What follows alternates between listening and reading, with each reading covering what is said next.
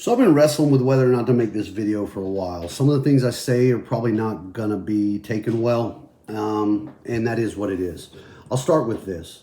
It should go without saying that everyone is concerned about Tua, and not Tua, the quarterback of the Miami Dolphins, Tua, the football player, but Tua, the person. Okay? Nobody, unless you're some sort of awful monster, can look at anyone experiencing a head injury and being stretchered off the field and somehow feel good about that, or feel like happy, or not care about that. Of course, we all do. It's humans. We have that empathy. So first and foremost, is really glad to hear that, there was no loss of movement in the extremities. He was able to communicate. They were actually able to release him, and he flew home with the Dolphins last night. All good signs. Okay. Here's where the unpopular stuff's going to come in, and that's what it is. I don't think that anyone is stopping to actually speak the facts of the situation as much as they just want to come out and, make accusations, allegations, assumptions. And there's no accountability for the talking heads in sports. I mean, I don't know. Did you know that Stephen A. Smith and Shannon Sharp and, Skip Bayless, those guys, they're actually brain surgeons? Did you know they were doctors? Did you know they had medical degrees? Because I didn't, but they sure as hell talk like they do, okay? So everything goes back to, how could they let them out there? That was a concussion. That was a concussion. Okay, let's go back to facts. Sunday, Tua gets hit. He goes back. He hits his head. Looks bad. The Dolphin, when he stood up, he wobbled. It can be a sign of a concussion. Absolutely. The Dolphins take him from the game. They immediately say it's a head injury. So when he goes to the locker room, he's examined for a head injury. Not just by the Miami Dolphins, that horrible organization that cares more about winning than they do about people. No, the Dolphins team doctors do that. And then the NFL actually has unaffiliated neurological trauma consultants that are on the sidelines.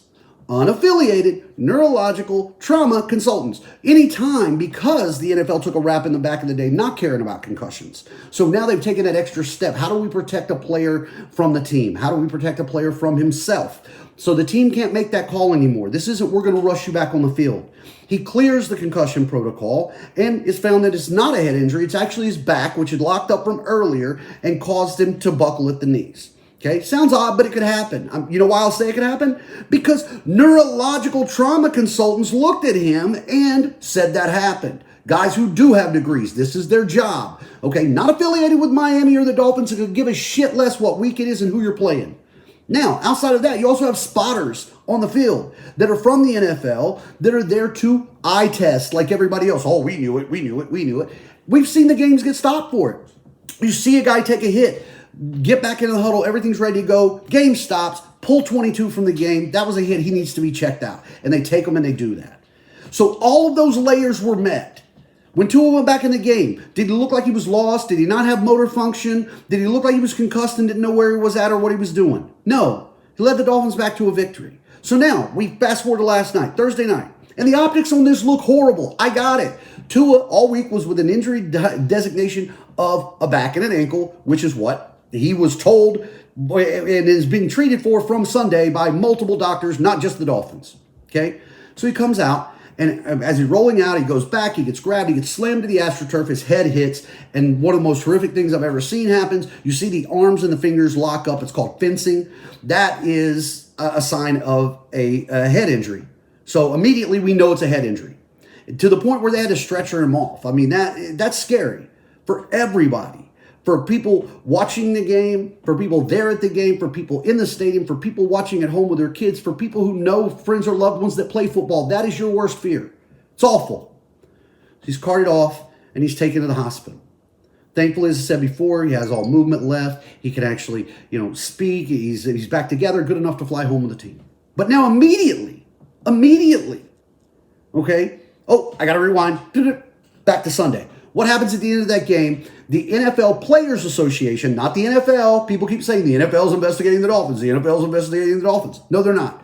The NFL Players Association asked for a review of those procedures to make sure that they were done.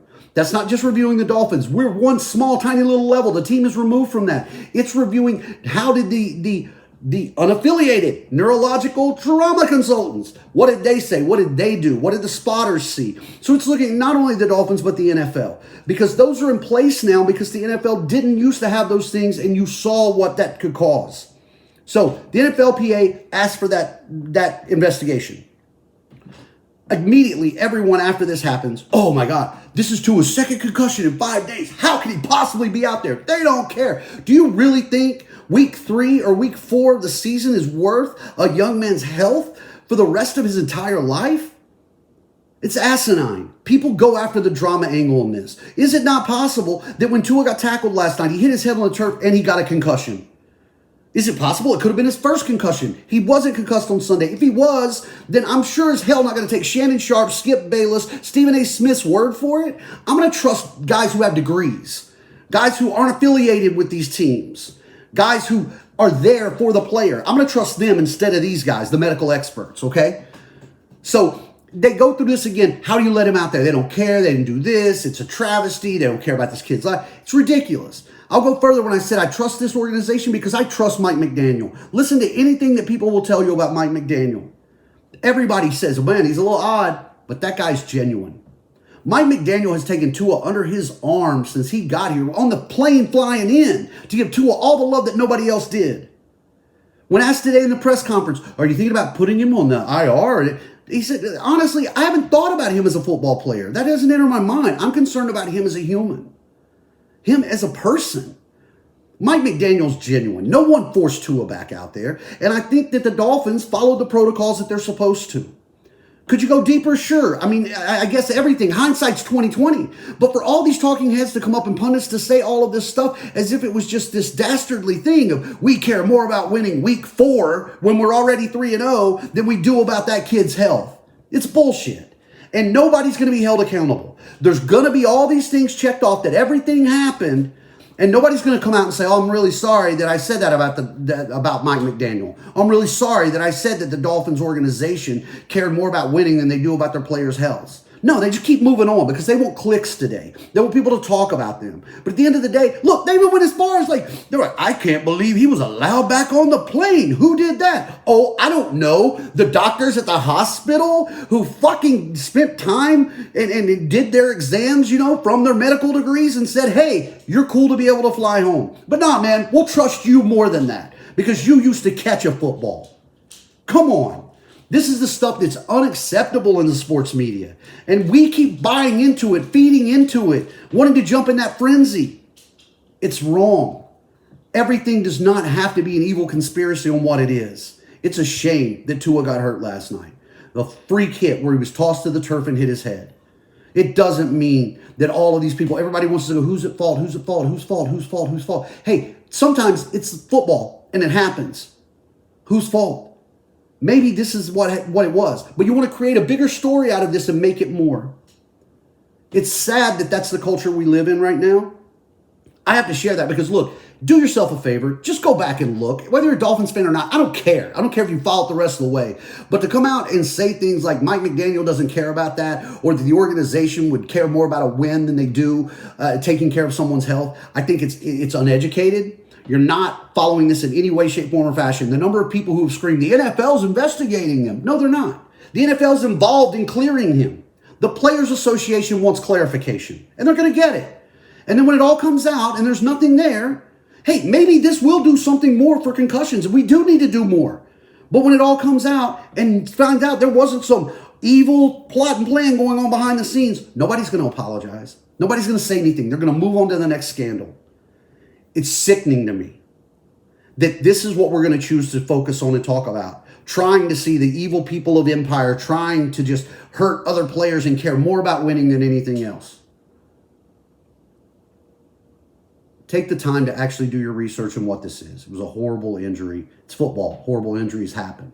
Doesn't mean they're downplaying. Doesn't mean we don't care about Tua. Everybody does. But it doesn't mean that the world stops and all of a sudden everyone else did this to this a grown man and made this happen to him. Saw people that they endangered his life. No, they didn't. He endangers his life every time he steps on the field, just like every player there does. Doctors that have degrees will tell you that it was okay. But go ahead, trust Shannon, trust Skip, trust Stephen A because he's the loudest one in the room. Obviously, he must be right. At the end of the day, hope Tua comes back better. I have faith in this organization. I have faith in Mike McDaniel and what they did. And this story doesn't need to be what it is. It's nasty that we go muckrake like this to try to find something scandalous to talk about instead of really going through how do we continue to move this thing through. If the proper protocols are followed and someone still ends up getting hurt to this level, what's our next step? How do we protect people? That's where this focus should be. But instead, it's a witch hunt to see who did what wrong. It's ridiculous. Just get the facts and see what it's about before you start spouting things off. I know that's hard to do, right? Because it's way easier to go on Twitter or TikTok or in YouTube and then just spout out some shit like you went to medical school. You didn't. But people who did and had no affiliation or care about the outcome of a game cleared this young man to go back in and play. So